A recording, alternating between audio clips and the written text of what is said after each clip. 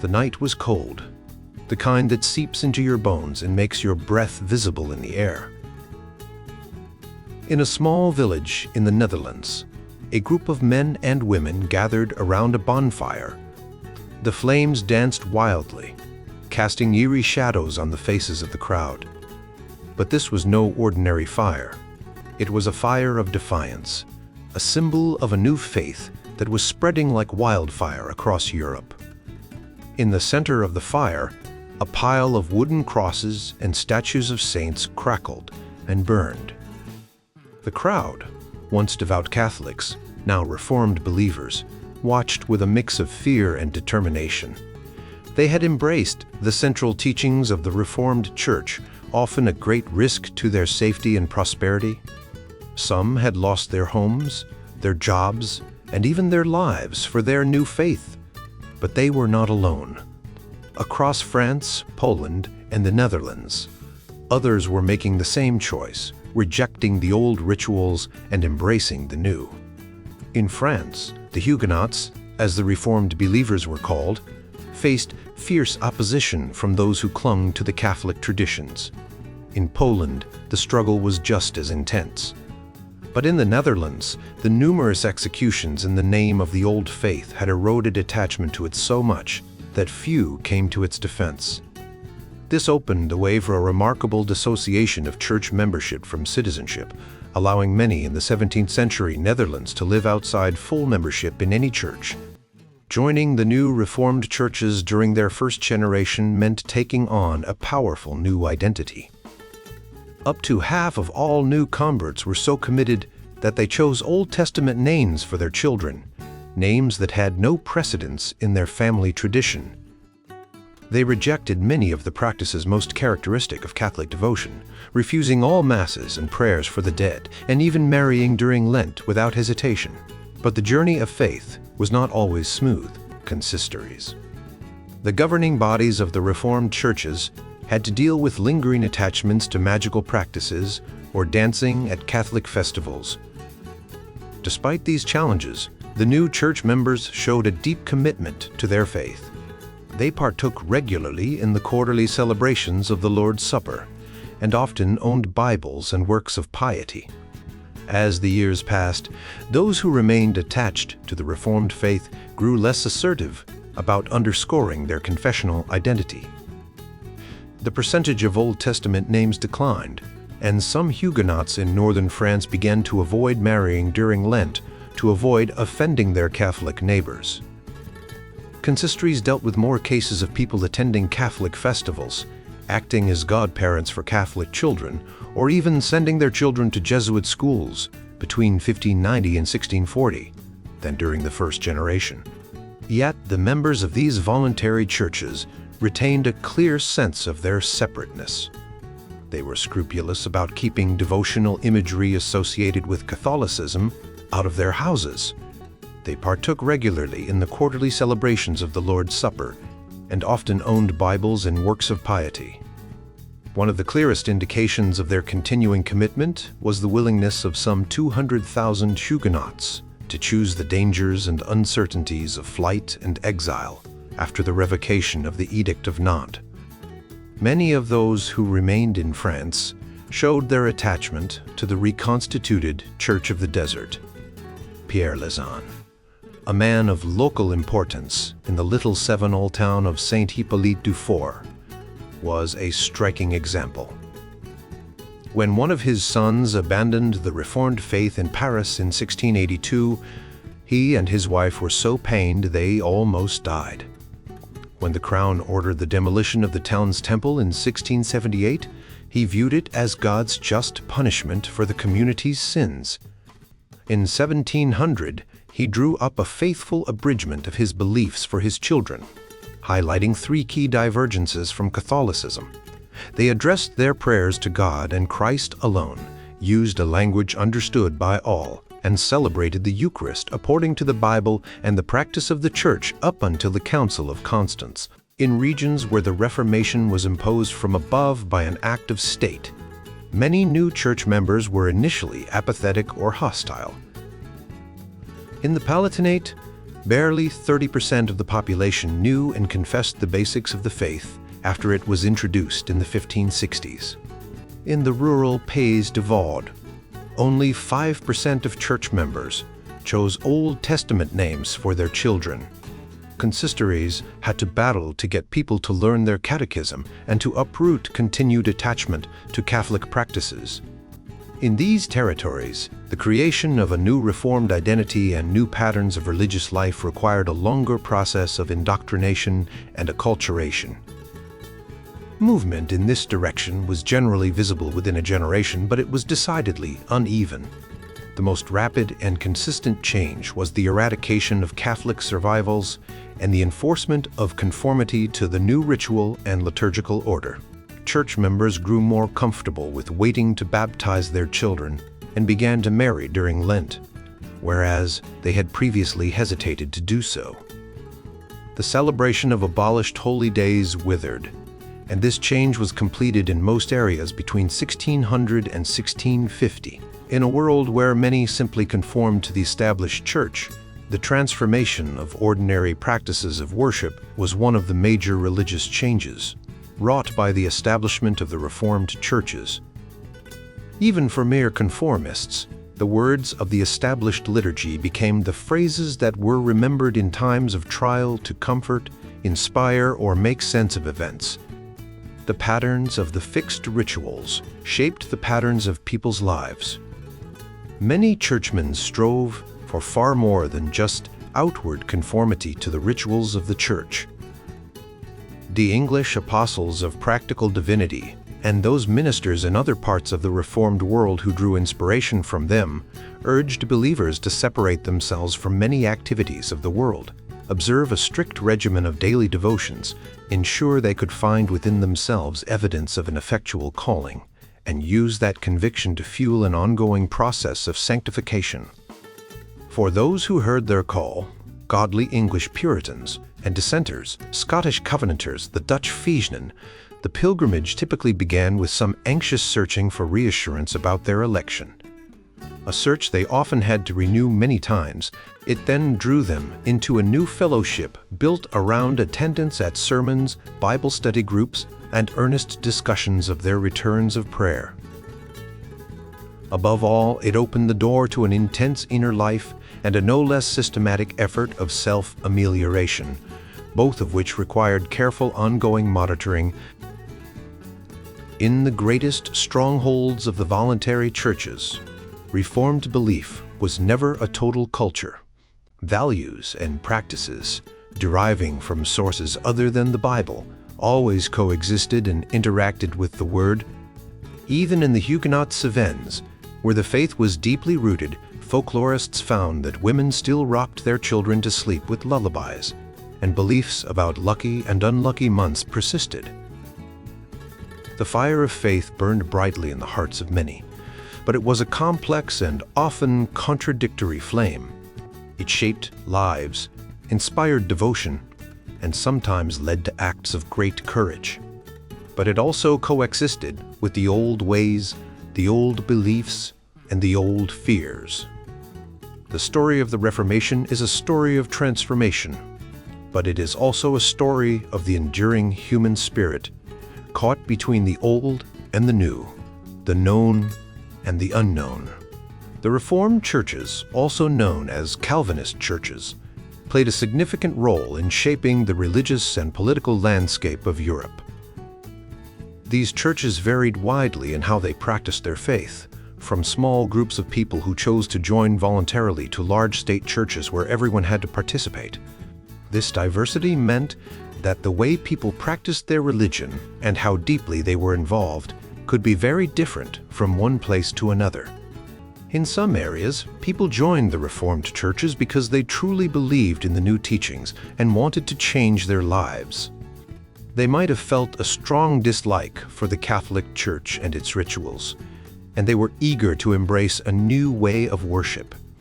However, in other places, people were forced to join by their government. In these cases, the changes were often more about the way they worshiped in public, like singing psalms and reading the Bible, rather than a deep change in their personal beliefs. Some of the most devout believers felt that the changes in their churches weren't enough. They wanted to transform every aspect of their lives to match their new faith. They tried to think and act according to the teachings of the Bible, especially the Psalms. But even they found it hard to completely change their thoughts and behaviors. Most people, though, didn't try as hard to make such big changes. Even so, over time, the new religious practices of the Reformed churches created a new way of thinking and feeling about the world. The Reformed tradition is often linked to the development of modern democracy and capitalism. One reason for this is that Reformed churches often encouraged people to resist unjust rulers. This idea of standing up to bad leaders was not new, but the Reformed churches seemed to do it more often than other religious groups. For example, during the 17th and 18th centuries, Reformed Protestants were involved in many uprisings against rulers they believed were unjust. Another reason is that the way Reformed churches were organized gave lay people who were not priests or ministers, a chance to participate in church government. In many Reformed churches, lay people could help make decisions about church discipline, take care of the poor, and manage the church's finances. This experience in self-government might have helped prepare people for participation in democratic systems later on. However, it's important to note that the Reformed churches were not the only ones to encourage resistance to unjust rulers or to involve lay people in church governance. Other religious groups, like the Lutherans and Catholics, also had their own theories and practices that sometimes led to resistance. For example, some Lutheran towns resisted when their rulers tried to change their religion, and some Catholic theologians wrote about the right to resist tyrants. The idea that Reformed churches were more likely to resist unjust rulers and involve lay people in church governance is not just about the teachings of John Calvin or the structure of Reformed churches. It also has a lot to do with the specific historical situations in which these churches found themselves. For instance, Reformed believers often felt like a threatened minority and were more likely to fight for their right to worship freely. This was especially true in places like the Netherlands, where the Reformed Church played a key role in the struggle against Spanish rule. In the long run, the Reformed tradition did contribute to the development of modern democratic ideas and practices. However, it's not the only factor, and the connection is not as straightforward as some historians once thought. The growth of democracy and the rise of capitalism were influenced by many different factors, including economic changes, political developments, and cultural shifts. While the Reformed churches played a role, they were part of a larger, more complex story of how modern Western societies evolved. The idea that Calvinism played a crucial role in the economic growth of Europe is a complex and often debated topic. This argument has taken different forms over the years, and to understand it, we need to look at how people in the past viewed the relationship between religion and economics. One of the earliest examples of this debate can be found in a book written by Slingsby Bethel in 1671, titled "The Present Interest of England Stated." Bethel argued that Catholics were naturally less suited for business because of their religious practices. He believed that the many Catholic feast days and the large number of priests and Jesuits in Catholic countries made them less productive. In contrast, he thought that Protestants, especially those of the Reformed faith, were smarter and better at business. This view was partly shaped by the rivalry between different religious groups and the economic theories of the time, known as mercantilism, which emphasized the importance of a strong work ethic and fewer religious holidays. However, modern historians have a different take on this. Jan de Vries, a leading historian of the early modern economy, suggests that Europeans started working longer hours over the centuries, which he calls the Industrious Revolution. This change in work patterns, according to de Vries, was more important for economic growth than religious differences. He points out that factors like more efficient farming techniques, the growth of small industries in rural areas, and the need to pay higher taxes to the state were more significant in explaining why some countries like the Netherlands and England became more economically successful than others, such as Spain and Italy. De Vries also notes that when Catholic and Protestant communities lived side by side, there was no clear evidence that Protestants worked more or accumulated wealth faster. For example, in Montpellier, a city divided between Catholics and Huguenots, French Protestants, both groups accumulated wealth at similar rates. This suggests that religious differences did not necessarily give Protestants an economic advantage. Another argument that has been made is that Protestantism, particularly Calvinism, was more accepting of lending money at interest, which was seen as a form of early capitalism. During the Reformation, John Calvin and other Reformed leaders rethought the traditional Christian view that charging interest was sinful. This was a significant change, as the Catholic Church continued to prohibit usury, lending at excessive interest, for a long time. However, recent research shows that both Protestant and Catholic areas eventually adopted laws allowing lending at fixed interest rates, and the practical differences in credit markets were not as significant as once thought. The most famous theory, linking Calvinism and capitalism, comes from Max Weber, a sociologist from the early 20th century. Weber argued that the Calvinist belief in predestination, the idea that God has already chosen who will be saved, led believers to work hard and live virtuously to prove they were among the chosen few. This, he believed, created a new work ethic that was essential for the development of modern capitalism. While it's true that predestination became a central part of Reformed theology, and some English theologians emphasized the need for self-discipline and moral improvement, this was not a universal feature of Calvinism. Moreover, studies of the economic behavior of devout Calvinists, like Nehemiah Wallington, show that they were not necessarily more successful than their less pious neighbors. The Reformed churches did have a more active system of church discipline compared to other Christian denominations. This system was meant to enforce moral behavior, but it focused more on issues like sexual conduct, resolving conflicts, and discouraging drinking and dancing. There is little evidence that this discipline had a significant impact on economic behavior. In the end, while Calvinism certainly shaped the religious and moral lives of its followers, the evidence does not strongly support the idea that it was a key driver of economic growth in Europe. The development of modern capitalism seems to have been influenced by a variety of factors, including technological advancements, changes in work patterns, and the spread of new economic practices, rather than religious beliefs alone. Understanding this complex history helps us appreciate the diverse influences that shaped the modern world. The story of the Reformed churches, often linked with the name of John Calvin, is a tale of profound transformation in European society.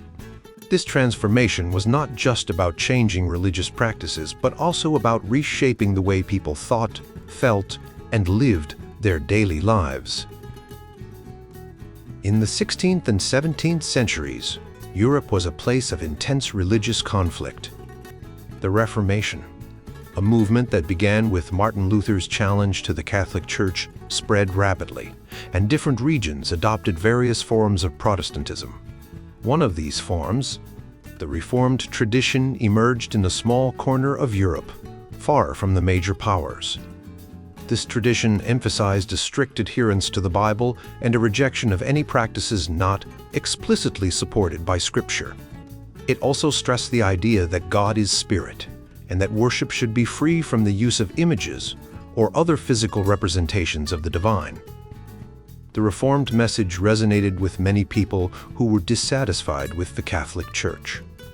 It offered them a new way to connect with God, and a sense of purpose in forming communities that were different from the established church. For some, it was a way to challenge the authority of rulers who tried to control religious practices. This led to conflicts that sometimes turned violent with Reformed believers, resisting state-sponsored changes they saw as compromising their faith. For ordinary people, the decision to join a Reformed church was a significant one. It could mean leaving behind their old communities, facing persecution, or even going into exile. For those who stayed, it meant living under new rules and expectations. The Reformed churches were known for their strict moral codes and their emphasis on personal responsibility. They also placed a high value on literacy, as reading the Bible was seen as essential for understanding God's Word. The Reformed tradition was not monolithic. It varied from place to place and over time. In some areas, it led to a more intense and sometimes melancholic form of piety, where believers sought assurance of their salvation through intense self-examination.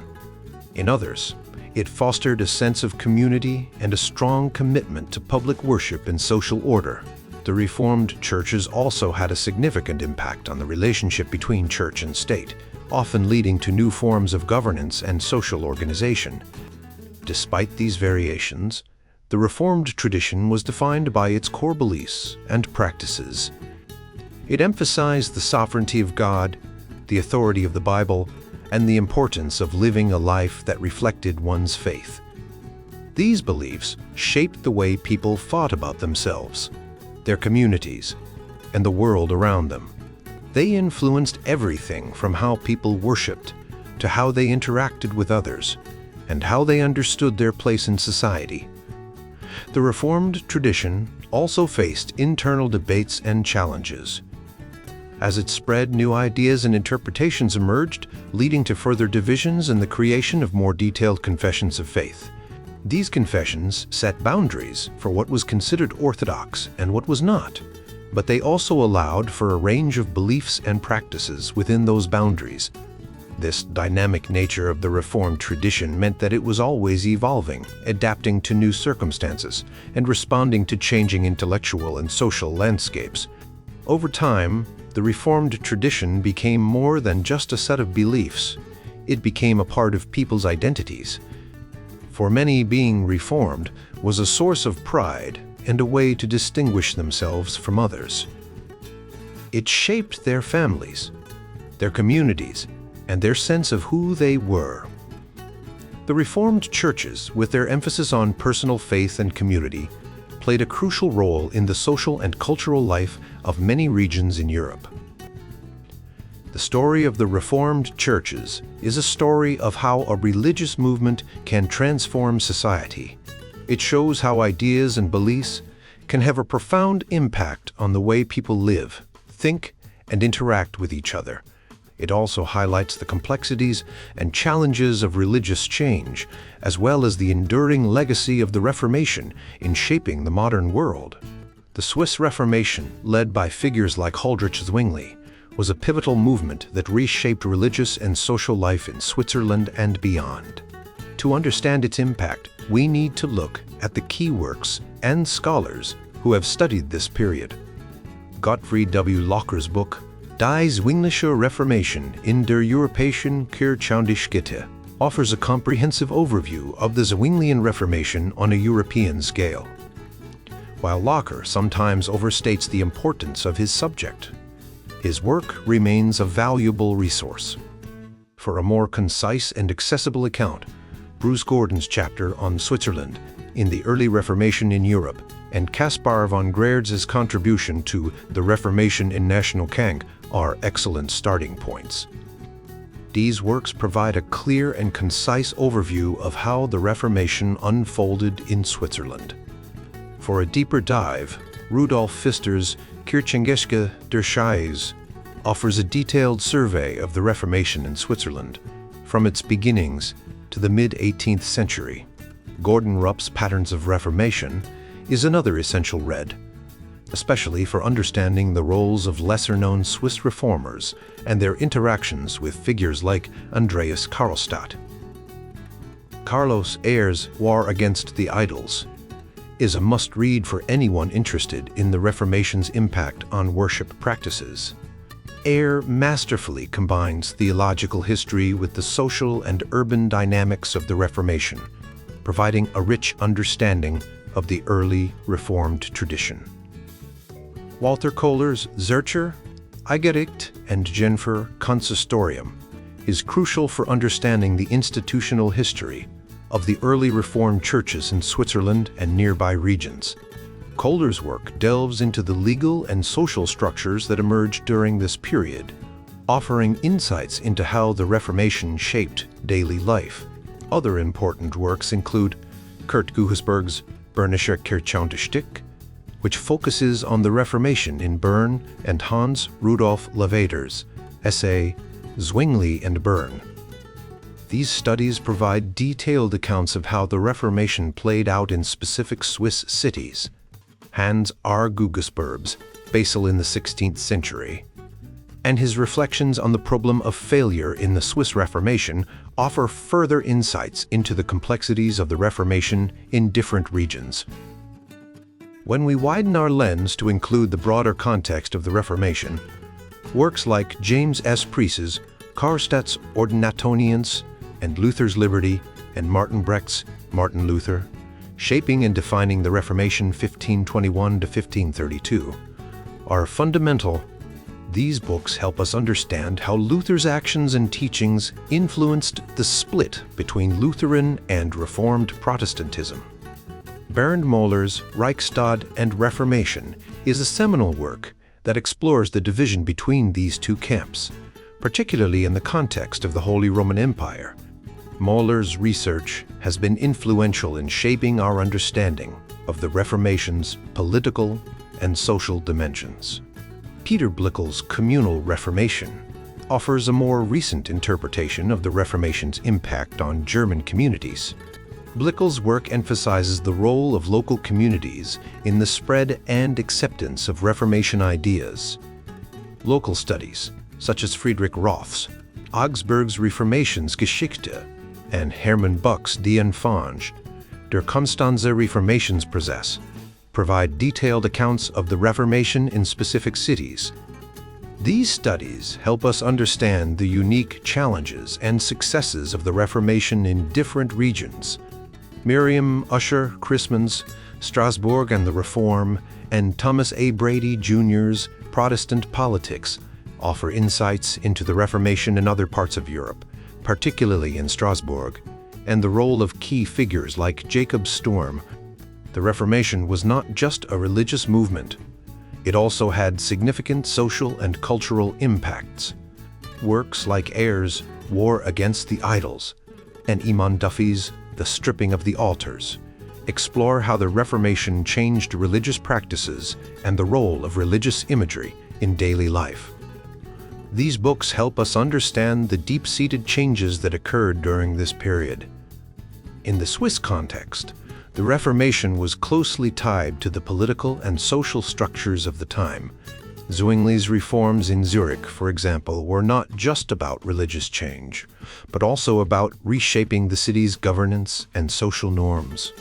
Books like Walton's Zwingli's Theocracy and Moller's Reichstag and Reformation provide detailed accounts of these changes. The Reformation also had a significant impact on the arts and culture. Zwingli's views on art and music, as discussed in works like Garside's Zwingli and the Arts, show how the Reformation influenced the cultural landscape of Switzerland. In the end, the Swiss Reformation was a complex and multifaceted movement. By studying the works of these scholars, we can gain a deeper understanding of its impact on religious, social, and cultural life in Switzerland and beyond. In the world of the Reformation, Switzerland and Germany were buzzing with change. The air was thick with debates and new ideas, and the old ways were being challenged. One of the key figures in this time was Heinrich Bullinger, who took over from Huldreich Zwingli in Zurich. Bullinger was a quiet but powerful leader, known for his steady hand and deep understanding of the Bible. He worked tirelessly to spread the Reformed faith and to keep the peace in a time of great turmoil. Bullinger's early life was marked by a strong desire to learn. He was born in 1504 in Bremgarten, a small town in Switzerland. His father was a priest, and from a young age, Bullinger was exposed to the religious life. He studied at the University of Cologne and later at the University of Erfurt, where he was deeply influenced by the humanist scholars of the time. This education laid the foundation for his later work in reforming the church. When Zwingli died in 1531, Bullinger was called to Zurich to take his place. He was only 27 years old, but he had already shown great promise. Bullinger's approach was different from Zwingli's. While Zwingli was more confrontational, Bullinger was known for his patience and his ability to bring people together. He believed in the importance of the Bible and the need for the church to be guided by Scripture, Bullinger wrote extensively. And his most famous work, The Decades, was a collection of sermons and teachings that became a cornerstone of Reformed theology. Bullinger's leadership in Zurich was marked by a focus on education and the care of the poor. He believed that the church should be a community that supported its members, and that the leaders should be examples of Christian living. He worked closely with the city council to create a system of church discipline that would help keep the community in line with Christian values. This system included things like excommunication for those who broke the rules, but Bullinger was careful to ensure that it was done with love and a desire to see people return to the faith. One of Bullinger's most significant contributions was his role in the development of the Second Helvetic Confession in 1566.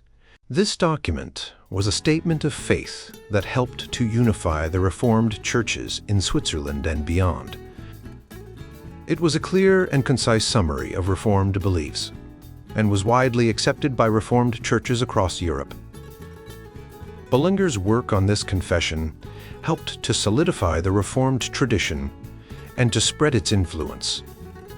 Bullinger was not the only important figure in the Swiss Reformation. Peter Martyr Vermigli, also known as Pietro Martire Vermigli, was another key player. Vermigli was an Italian who had been a Catholic monk, but later became a reformer. He spent time in Switzerland and England, where he taught and wrote extensively on Reformed theology. Vermigli was known for his deep understanding of the Bible and his ability to explain complex ideas in a clear and accessible way. His work on the Lord's Supper and predestination was particularly influential. Wolfgang Musculus was another important reformer in Switzerland. He was a self-taught man who became a leading figure in the Reformed movement. Musculus wrote a book called Commonplaces of the Christian Religion, which was widely read and helped to spread Reformed ideas. He was known for his emphasis on the role of the Christian magistrate in governing the state according to God's will. Musculus's work influenced the development of the Anglican Church in England and the Reformed churches in Germany. In Germany, the Reformation was also making waves. Martin Luther's challenge to the Catholic Church had sparked a movement that was changing the face of Europe. Cities like Augsburg, Frankfurt, and Strasbourg were hotbeds of Reformed activity. In Augsburg, the city council played a crucial role in the Reformation. They supported the Reformed movement and worked to implement changes in the church and the city. The Augsburg Confession, written in 1530, was a key document that outlined the beliefs of the Reformed churches in Germany. Frankfurt also saw significant Reformed activity. The city was a center of printing, and many Reformed books and pamphlets were published there. The city council in Frankfurt was initially cautious about the Reformation, but eventually became supportive. The Reformed movement in Frankfurt was marked by a focus on education and the care of the poor, much like in Zurich. Strasbourg was another important city in the Reformation. It was home to Martin Bucer, a key reformer who worked to bring together the different strands of the Reformed movement. Bucer was known for his efforts to create a united Reformed church and for his work on church discipline. He believed that the church should be a community of believers who lived according to the Bible and supported one another. The Reformation was not without its challenges. There were debates and conflicts, and not everyone agreed on how the church should be reformed. Some people resisted the changes, and there were tensions between different groups. But despite these challenges, the Reformation continued to spread, and its ideas and beliefs shaped the world for generations to come. In the cities and towns of Switzerland and Germany, the Reformation was a time of great change and transformation. Leaders like Bullinger, Vermigli, and Musculus worked to spread the Reformed faith and to create communities that lived according to the Bible. Their efforts helped to shape the Reformed tradition and to lay the foundation for the modern Protestant churches. The Reformation was not just a religious movement. It was also a social and political one, and its impact was felt in every aspect of life. John Calvin, a key figure in the Protestant Reformation, had a profound impact on the city of Geneva. His life and teachings transformed not only the religious landscape, but also the social and political structures of the city. To understand Calvin's influence, we need to delve into the context of Geneva in the 16th century and the reforms he implemented. Calvin arrived in Geneva in 1536, a city that was already in the throes of religious change. The city had broken away from the Catholic Church and was looking for a new direction. Calvin, with his deep theological knowledge and reforming zeal, quickly became a central figure. He believed that the church should be reformed according to the principles found in the Bible, and he set out to create a model Christian community in Geneva. One of Calvin's first major contributions was the establishment of the ecclesiastical ordinances in 1541. These ordinances were a set of rules that governed the behavior of the city's inhabitants. They covered everything from church, attendance, and the celebration of the sacraments to moral conduct and the treatment of the poor. The goal was to create a society that reflected Christian values and discipline. The ordinances were enforced by the consistory, a body made up of pastors and lay elders. The consistory had the power to discipline those who broke the rules, which could range from public rebuke to excommunication. This system of church discipline was designed to maintain moral order and ensure that the community lived according to God's standards. Calvin also placed a strong emphasis on education. He believed that a well-educated clergy was essential for the health of the church. To this end, he established the Geneva Academy in 1559, which became a center for Protestant learning. The academy trained pastors and lay leaders, helping to spread Calvin's ideas throughout Europe. Another important aspect of Calvin's work was his focus on the sacraments, particularly the Lord's Supper. Calvin believed that the Eucharist was a means of grace through which believers could commune with Christ. However, he rejected the Catholic doctrine of transubstantiation, which held that the bread and wine literally become the body and blood of Christ. Instead, Calvin taught that the elements were symbols that represented Christ's presence. Calvin's views on church governance were also influential. He believed in a form of church government known as Presbyterianism, where the church was governed by a group of elders.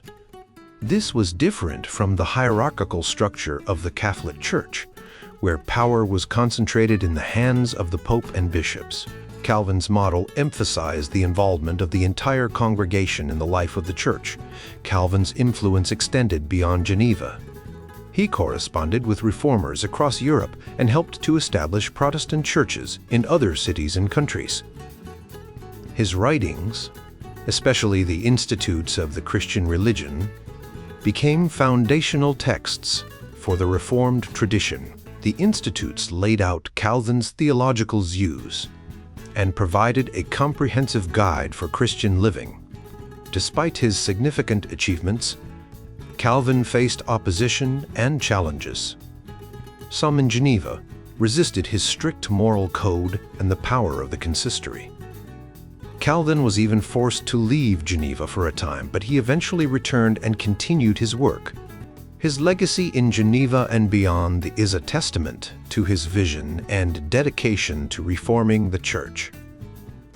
The impact of Calvin's reforms on Geneva was profound.